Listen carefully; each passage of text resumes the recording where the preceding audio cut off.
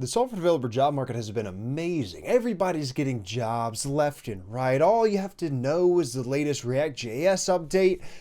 Except, wait, that was 2018 and now it's 2025 and it's a little bit tougher than that. And to make it even tougher, 1 in 4 programming jobs have just disappeared over the past 2 years. So if you're an aspiring programmer, now's probably a good time to pack your bags and go back to that liberal arts degree that you hesitantly left because you needed to learn to code. No, just kidding. There is more to this graph than meets the eye. Because although you call yourself a programmer or a developer or an engineer when you want to feel special, the Bureau of Labor Statistics, who's behind this data, does not. They define a computer programmer as someone who writes code based on someone else's specification.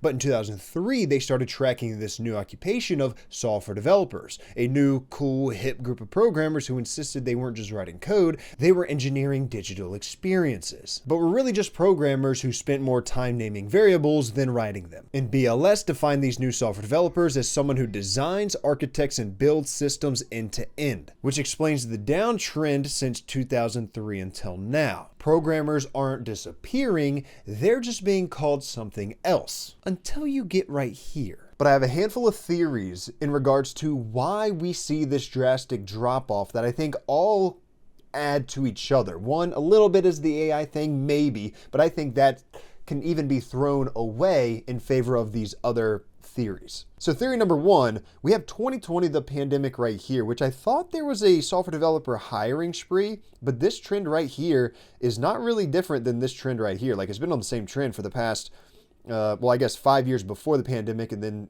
2 years after the pandemic. Am I making this up? Was there not a hiring spree of software developers during the pandemic? Well, I guess maybe some were getting laid off as well because companies couldn't really operate. Many went out of business and it was a whole mess during that time, but maybe that mitigated the overall growth of software development jobs. I'm not sure, but I thought I remembered a hiring spree. And if that was the case, then there is a good reason for it right here to have maintained. And actually it grew a little bit from 2020 to 2022. So if there was a hiring spree of software developers or computer programmers, maybe that's why this maintained right here. But if we were to look at the overall downtrend from after the dot-com boom, which is this giant drop-off, to when they started tracking software developers, we have it right around here. And this downtrend, if we were to follow a line straight through, would have the computer programming jobs be right around here. So maybe half of this drop from 2022 to this is actually 2024, I believe, beginning of 2025 here. Half of it is probably course correction from the overhiring in 2020 until 2022. Because while we don't see the huge spike and then drop off, we do see the maintenance and this area not having the overall downtrend. You see what I'm saying? So I think half of this probably comes from that hiring spree right there. But what about the other half? Because I do also want to point out, I'm going the wrong way here. I do also want to point out in 2020, we also saw a downtick right here. So in other words, we did see a course correction of software developers. We saw like some crazy layoffs in 2022 or 2023. We saw some really crazy layoffs. And that's even why software developers were on the downtrend, not because of AI. But what has been something that has actually been occurring for quite some time now? That is hiring overseas. You can hire a software developer, a programmer, cheaper overseas than you can here. Okay, but like, that's been going on for years. That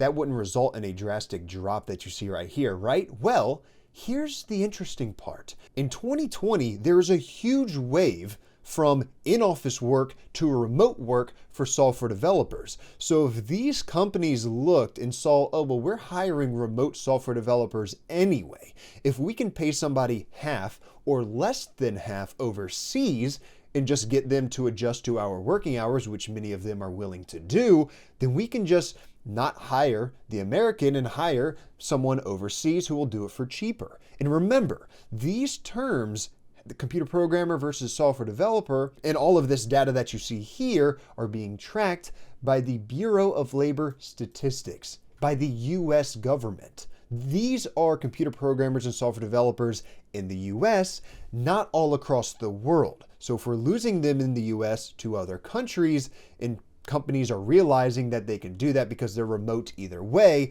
I think that, combined with the course correction, combined with maybe a little bit of the AI efficiency or AI hype train a little bit, and the overall downtrend accounts for this huge cliff drop off within the past 2 years.